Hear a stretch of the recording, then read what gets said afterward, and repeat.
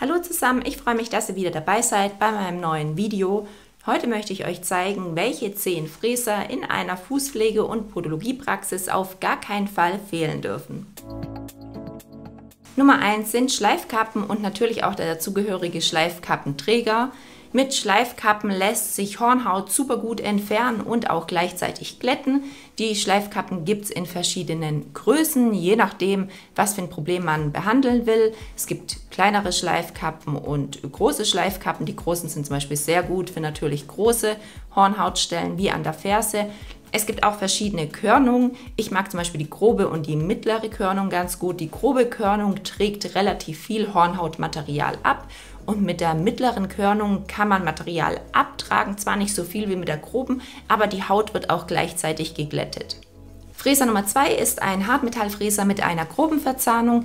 Durch diese grobe Verzahnung lässt sich wirklich sehr viel Nagelmaterial entfernen, was sehr, sehr gut ist bei Pilznägeln oder auch einfach bei verdickten Nägeln, umgangssprachlich Holznägeln. Da kann man wirklich viel Material abtragen. Sehr, sehr gut auch bei Nagelprothetiken. Wenn ich Nagelprothetik abtragen möchte, dann brauche ich auch unbedingt einen grob verzahnten Fräser. Also wie gesagt, in dem Fall ein Hartmetallfräser. Deswegen sollte er auf gar keinen Fall in irgendeiner Praxis fehlen.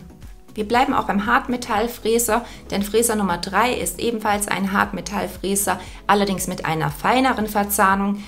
Bei der groben Verzahnung ist es so, man kann wirklich sehr viel Nagelmaterial abtragen, aber es kann sein, dass der Nagel dadurch einfach uneben wird, also man kann nicht so fein arbeiten, der Nagel wird nicht gleichzeitig geglättet.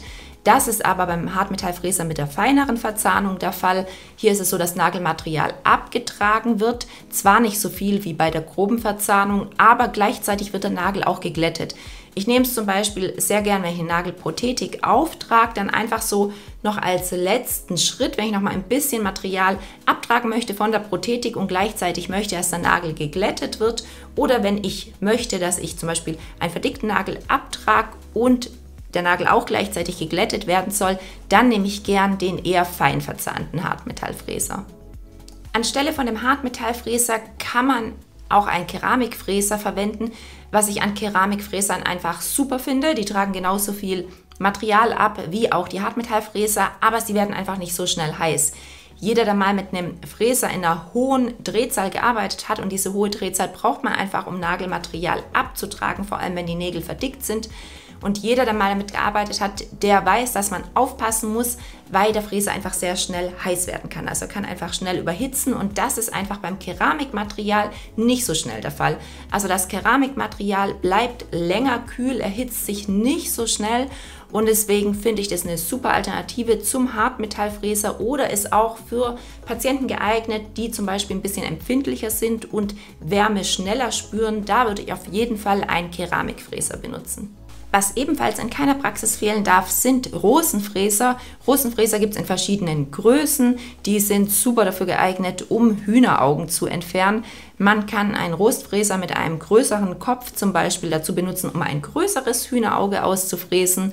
Und den Rosenfräser mit einem kleinen Kopf, es gibt wirklich ganz, ganz mini kleine Köpfe, kann man dazu benutzen, wenn der Hornhautkegel recht tief runtergeht oder wenn er unten wirklich sehr, sehr schmal wird, dann kann man mit diesem feinen Rosenfräser einfach noch so den letzten Rest Hornhaut aus dem Hühnerauge rausfräsen.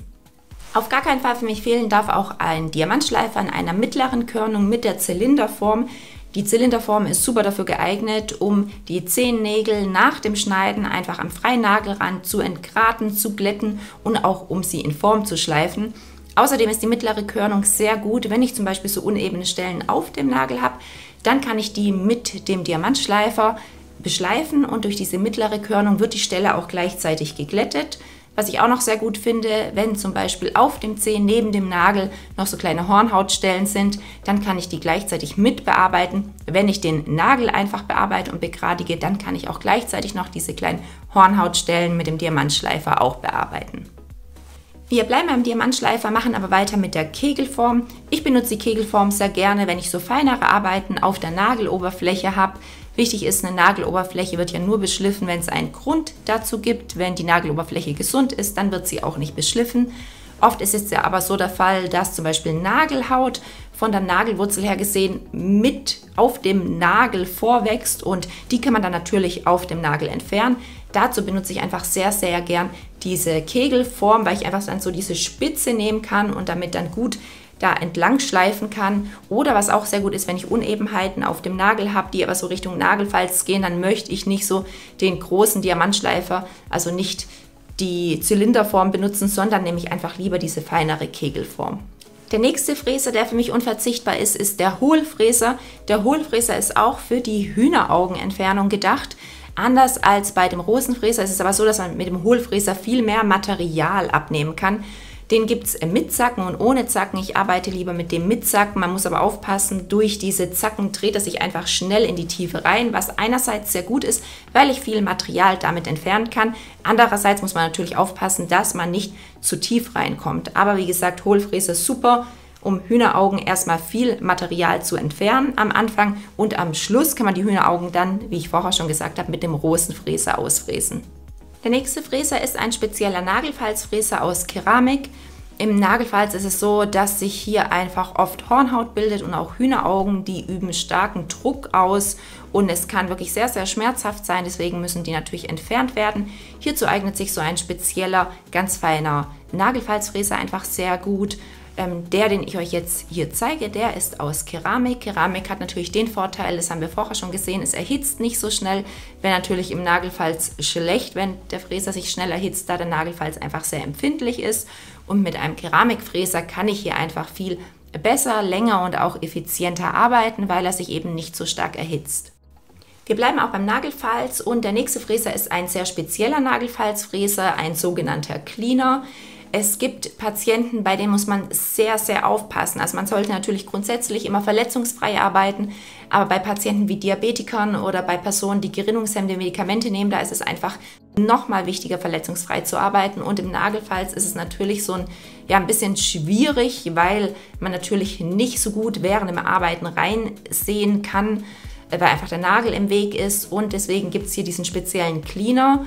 Der ist extra so geformt, der hat keine scharfen Kanten, also es besteht so gut wie keine Verletzungsgefahr und den würde ich immer empfehlen, wenn ich einfach bei Risikopatienten im Nagelfalz etwas arbeite und hier zum Beispiel Hühneraugen und Hornhaut entfernen möchte.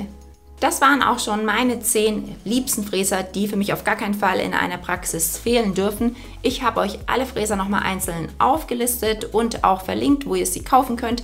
Das habe ich unterhalb vom Video in die Infobox eingetragen, also klickt euch da einfach mal rein.